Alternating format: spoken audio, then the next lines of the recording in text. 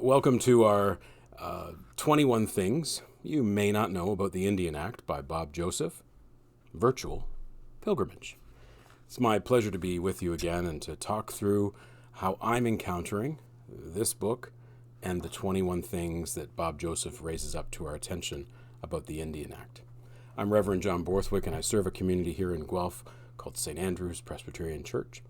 And we've made a commitment to learning more, to engaging more in the area of truth and reconciliation with the Indigenous community as best we can.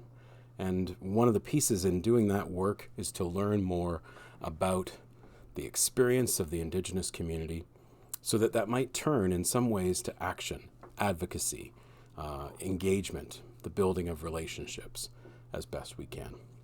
So this week, it's number 4. Encouraged voluntary and enforced enfranchisement from 1876 to 1985. So number 4, encouraged voluntary and enforced enfranchisement. Now, enfranchisement, the definition of that is really essentially a loss of status rights. And that was imposed through the Indian Act upon Indigenous peoples, as Bob says, to essentially get rid of the Indian problem. Essentially, if we can eliminate the possibility of someone having the status as an Indian, then there's no more Indians to have to deal with through the Indian Act.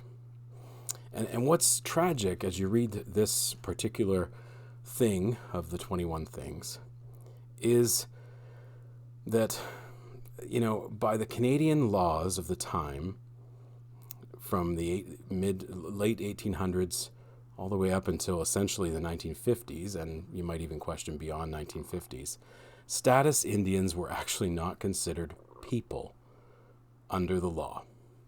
They didn't become people until the Indian Act was revised in 1951. But a person was defined before 1951 as an individual other than an Indian. A person was defined as an individual other than an Indian. And an Indigenous person's only avenue to being recognized as a person was to give up their Indian status, which was known as voluntary enfranchisement. So the idea is, if you want to become a person recognized under the laws in Canada before 1951, you literally had to give up your status, your definition of who you are as a person, as a human being. You need to relinquish that status as an Indian. Voluntarily you could, and that way you would become a person under the Canadian law. Again, it's a heavy sigh. It's stunning to see how the Indian Act, as it was imposed upon Indigenous peoples here in this country, literally forced, coerced, encouraged, manipulated persons who were born as Indigenous people in this country through their heritage and ancestry, who they were as a person, were essentially told you're not a real person until you relinquish that. Can you imagine that for yourself? If someone said, I'm sorry, you have Scottish heritage. You're not a person under the Canadian law. You'll need to relinquish everything that defines you as a person in some ways. Who you were born to, the community that you came from, the heritage that you might have, the history, the ancestry, all that needs to be rejected in order for you to be perceived as a person.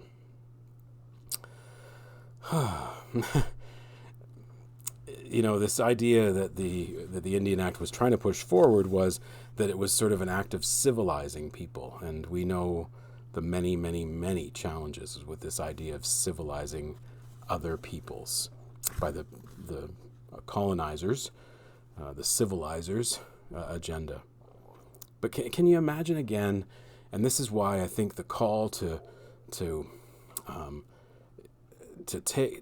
really really tear down this Indian Act, to transform it completely, not just simply revise or edit bits of it, but actually eliminate it completely and come up with a whole brand new creative way of being in relation with Indigenous peoples in Canada. A true sense of justice. Can you imagine, like, the government literally determining who you are, saying you're this or you're that? And I think there's many, many, many people, human beings, who've lived in Canada for a long history or even to this day, who would say the same very thing is going on for them. Other people get to define who they are as people. They don't get to define that for themselves. And that is tragic, because it speaks to controlling another person's life, their destiny, their future, what they could hope for.